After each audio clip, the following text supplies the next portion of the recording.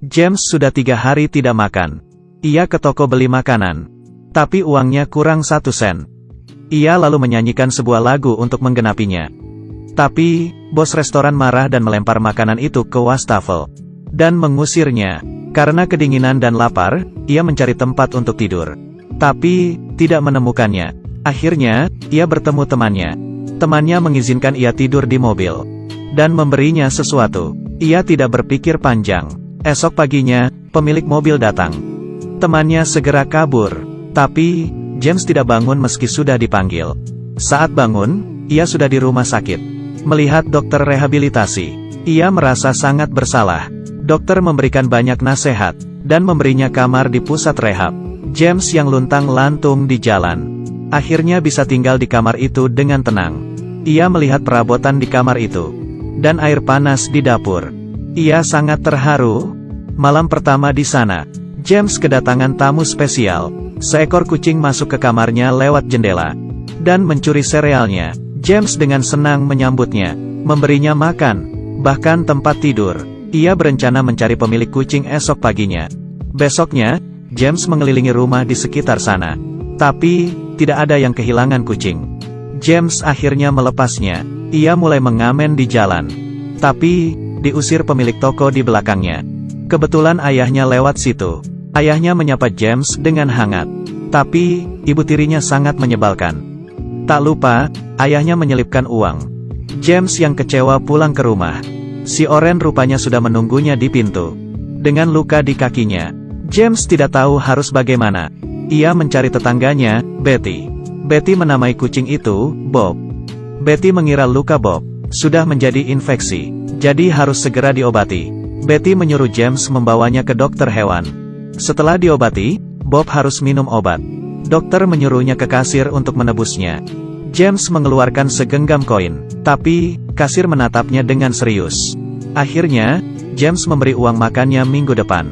Sesampainya di rumah, Nia mencoba segala cara supaya Bob menelan obatnya. Bagi seseorang yang belum pernah memelihara binatang, pasti sangat kewalahan dan bingung. Akhirnya, James meminta bantuan Betty. Ternyata Bob adalah kucing jantan. Ia memtuhi Betty dan minum obatnya.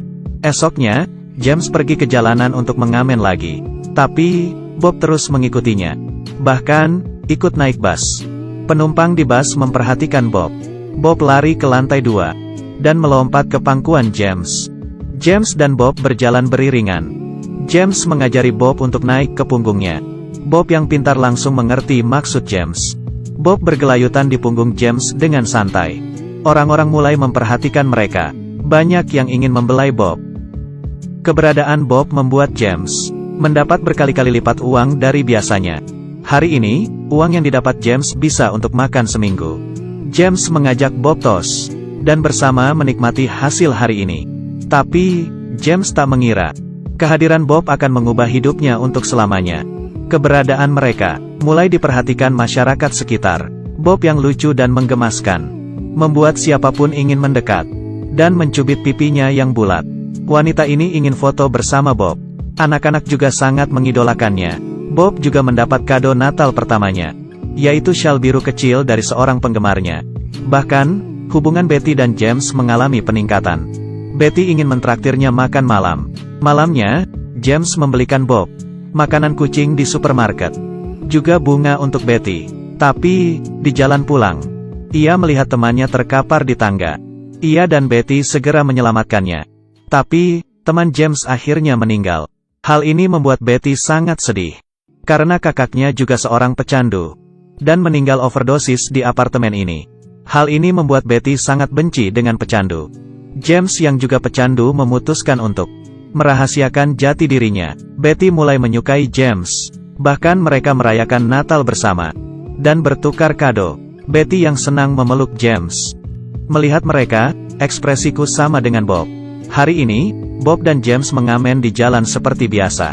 Tapi, ada seorang pria brengsek yang membawa seekor anjing yang mengencingi tas James. Masyarakat yang melihatnya emosi. Kekacauan pun terjadi. Polisi segera datang dan menghentikannya. Tapi, mereka hanya menangkap James. Bahkan melarangnya menyanyi di jalan selama 6 bulan. James yang frustrasi ke apotek dan minum obat rehabilitasi. Kebetulan, Betty juga di sana. Betty lari keluar. James ingin menjelaskan, tapi Betty sangat kecewa. James yang dilarang mengamen mencari cara untuk bertahan hidup. Ia mencari pekerjaan di kantor majalah. Meski hanya boleh jualan di satu tempat, penampilan mereka yang unik, menarik banyak pembeli. Banyak yang ingin foto bersama. Bahkan wartawan juga datang memotret mereka. Tapi, hal ini membuat penjual majalah lain iri. Karena James mematikan rejeki mereka. Rekan kerja James mulai mencari masalah. Hari ini, saat menjual majalah, sepasang suami istri minta foto bersama. Mereka menyelipkan uang tip di saku baju James, lalu mengambil majalah. James dilaporkan oleh rekannya. Selama sebulan, ia dilarang menjual majalah. Sesampainya di rumah, ia menuang semua isi tasnya. Uangnya tidak cukup untuk hidup sebulan. Ia terpaksa curi-curi mengamen di tempat yang sepi. Akhirnya, ia berhasil melewati 1 bulan yang sulit. Hari pertama masuk kerja, seorang wanita dan anaknya membeli majalah dan menawar Bob. James tentu tidak mau menjualnya. Tapi, wanita itu mulai memaksa. James yang kesal, bertanya, "Harga anakmu berapa? Mungkin kita bisa berdiskusi." Seekor anjing di sana menakuti Bob. Bob lari di depan. Anjing itu terus mengejarnya.